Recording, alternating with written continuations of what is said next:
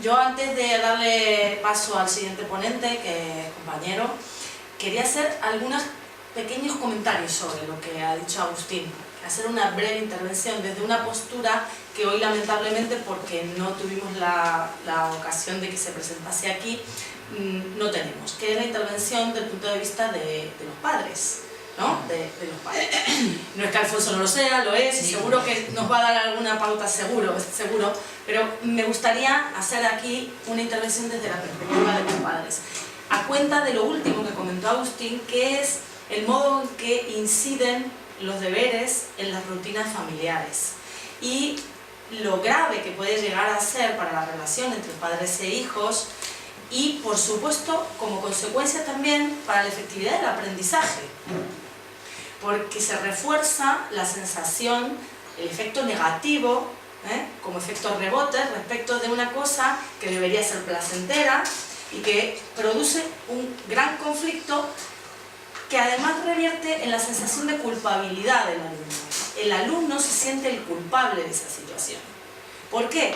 Porque es él el que lleva las tareas a casa y el que no las cumple. Es una tarea que le compete a él, que altera el orden familiar, su madre se pone nerviosa, llama a la abuela, viene a la tía, vos sabés hacer las cuentas estas, no sé qué, todos hemos pasado por esta situación. Eso en edades tempranas tiene un cierto grado de resolución. Pero cuando pasamos al instituto, al secundario, que es mi competencia, yo soy profesora de secundaria, lo que genera son espacios de conflictividad que sirven para canalizar otro tipo de conflictos, ¿vale? Y la situación se agrava. Normalmente lo único que ocurre allí es que se incentiva el abandono, porque claro, estamos frente a niños que pueden tomar sus propias decisiones, que dicen, pues no me voy a presentar al examen, y tú, claro, te vas a trabajar, y el niño de 15 años dice, pues es que no voy a ir y no voy, ¿no? Y entonces comienzan a entrar en la rueda del fracaso, que parece que no tiene una causa, pero que siempre existe una causa. La falta de autoestima a la que hacía referencia Agustín y la sensación de que mi actitud es la culpa de la situación familiar, lo único que hace es acentuar esta situación. Entonces, es bueno que reflexionemos que los ámbitos familiares y educativos tienen que estar especialmente, digamos, enlazados y ser comprensivos los unos con los otros, porque están involucrados, directamente involucrados, los unos con los otros. Y el resultado académico que surge no es una casualidad.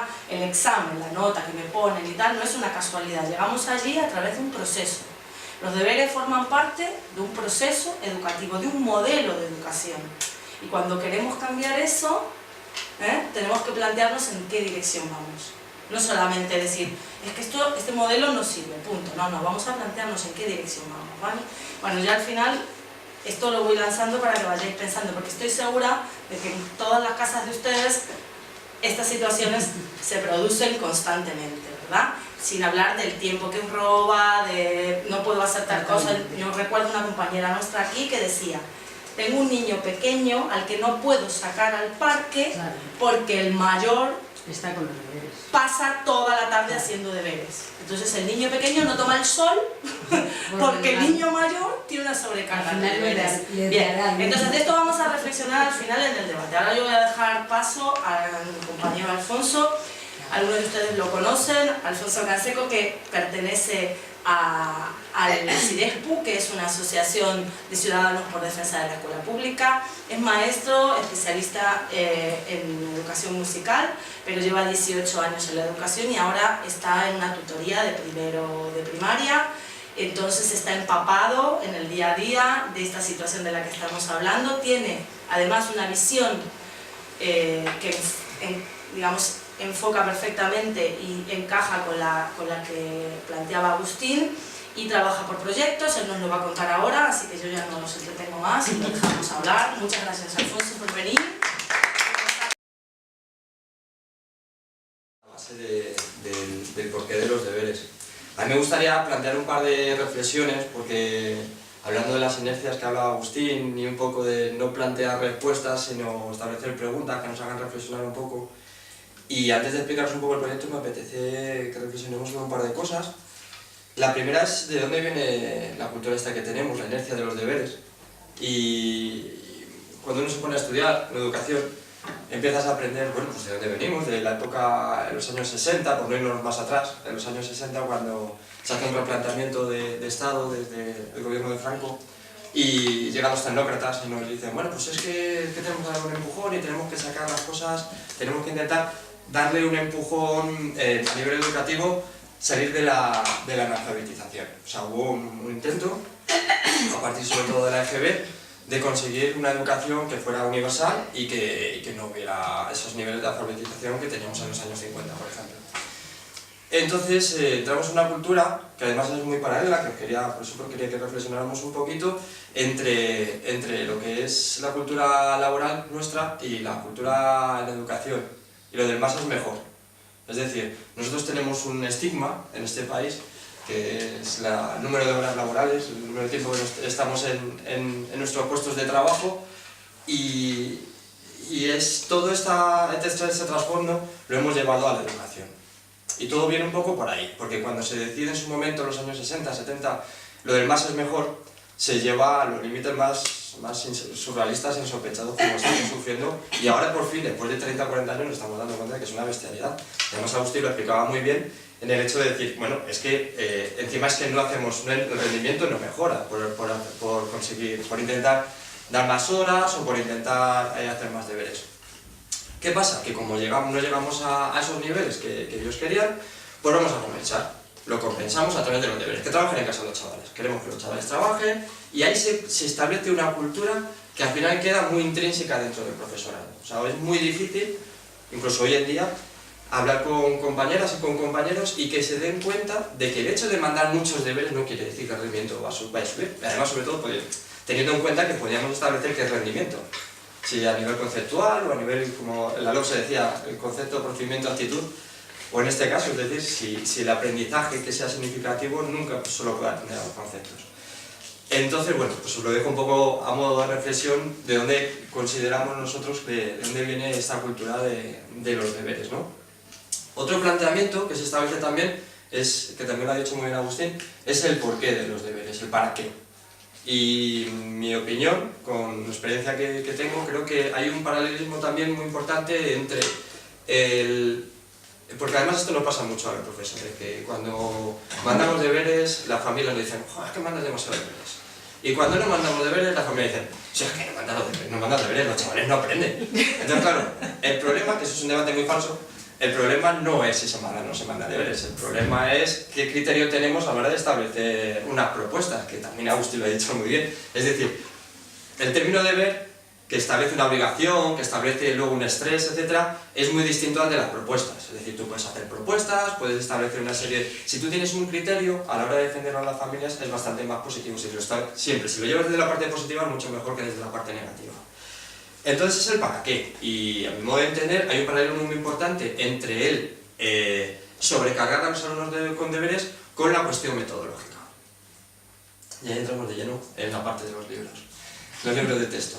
¿Qué supone el libro de texto? Porque el libro de texto, un libro, no es ninguno ni más, por sí.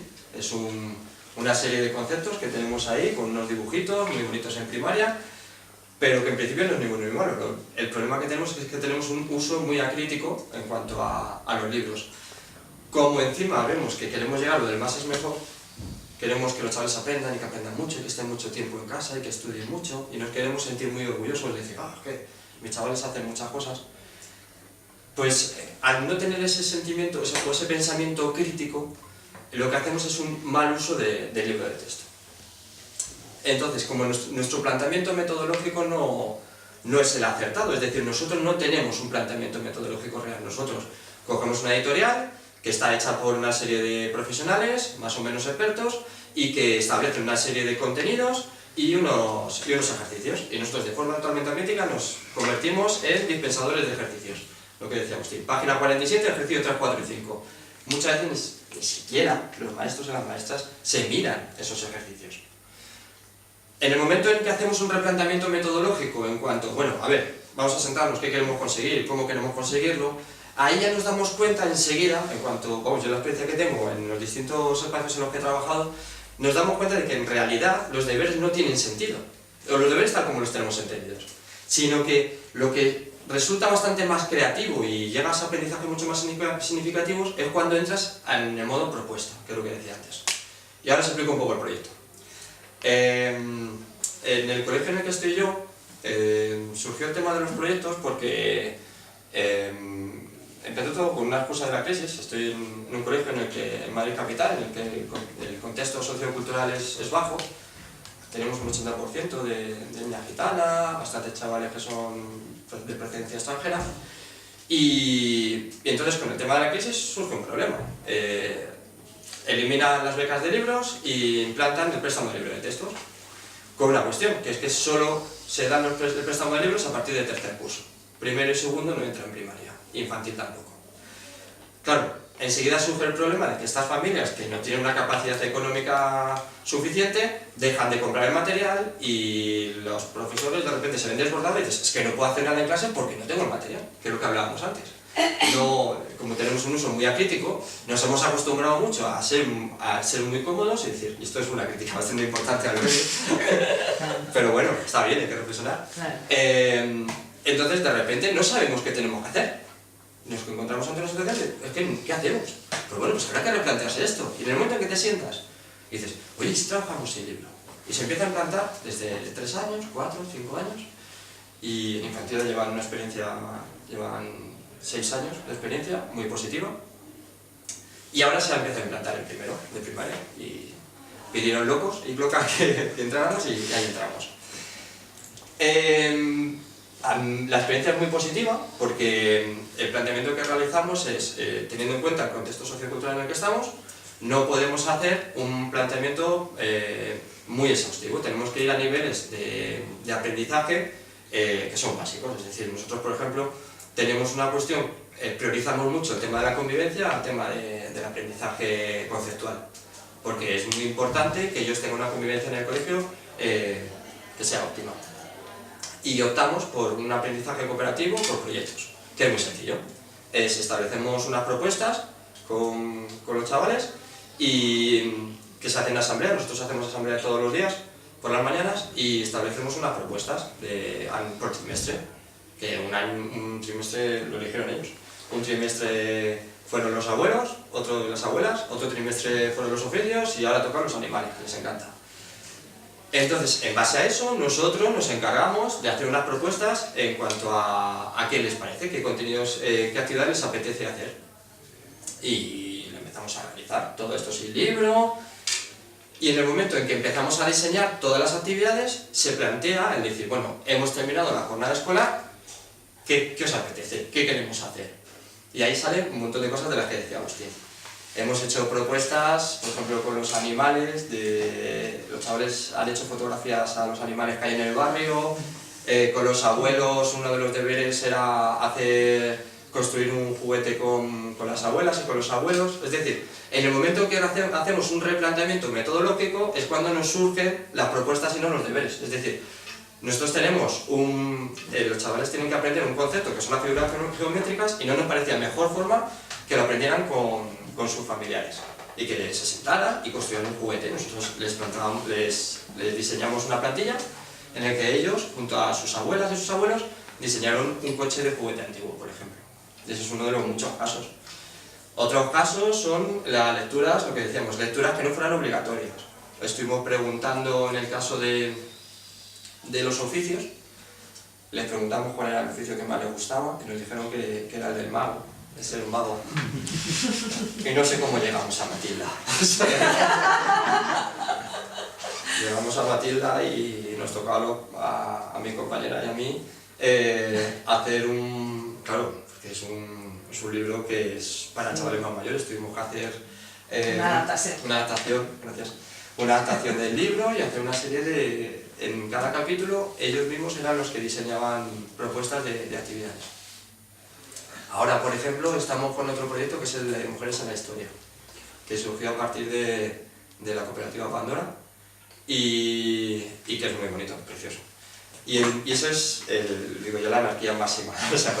Nosotros les enseñamos un cuento, viene un cuento con una canción, y ahí es que directamente les preguntamos, vemos un poco la biografía del personaje, y son ellos los que piensan las actividades en la asamblea, las diseñan, las hacen. Ahora, por ejemplo, mañana tenemos una fiesta somos un poblado africano, porque estábamos con Miriam Makeba, que es la llamada Mamá África, y todas las actividades las diseñan ellos. Claro, en ese momento, cuando nosotros hemos hecho propuestas para trabajar en casa, de investigación, oye, pues mirad, a ver, pues eso, quién era Mamá África y cómo se hacía, y además acá tenemos un montón de chavales y de chicas que son de procedencia marroquí, y van a venir las familias a traer comida. Claro, eso ya no son deberes.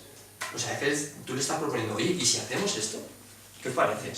Y cuando está dentro de su vivencia, es muchísimo más fácil, es más cómodo, porque ellos no lo ven como deberes. Lo que haces también, que haces el truco, yo llamo el truco del almendruco, es meterles contenidos ahí. Es decir, ellos al final sí tienen que aprender, por ejemplo, en primero de primaria, sumar y restar con llevadas y poco más. Lo que haces es hacerles propuestas de contenidos, de lo que decías antes, pues hemos ido al mercado, igual los chavales han ido al mercado, también han trabajado los euros de esa forma. Es un poco darle la vuelta a la tortilla. Es decir, si la cuestión, que es un poco la reflexión que quería hacer al final, la cuestión no es deberes sí, deberes no, es plantearte el para qué. Y para eso tiene que haber un replanteamiento metodológico y un replanteamiento a nivel familiar también. Está claro, como decía Agustín, que los deberes, por mucho que machaques a los chavales, y aunque sean tan arduos, tan sistemáticos, o sea, tan repetitivos, no llevan un aprendizaje. Está muy demostrado que no llevan un aprendizaje. De hecho, los niveles de estrés que se producen son muy altos. Y en el caso del colegio en el que estoy yo, donde de por sí están muy estigmatizados los chavales, el nivel de estrés que se produce es mayor todavía, porque es que les estás diciendo, no, es que además tú, por vivir donde vives, no vas a ser capaz de hacer esto, y no vas a llegar nunca. Y se produce un problema, porque luego, en estos casos, son chavales que ni siquiera empiezan primero de secundaria. Entonces, como parte de la sociedad, es nuestra obligación, eso sí que son deberes, es nuestra obligación dar respuestas a esas necesidades que tienen estas crías, estos críos, de que ellos disfruten con las tareas, tanto dentro como fuera. O sea, y ya está, no quiero hablar.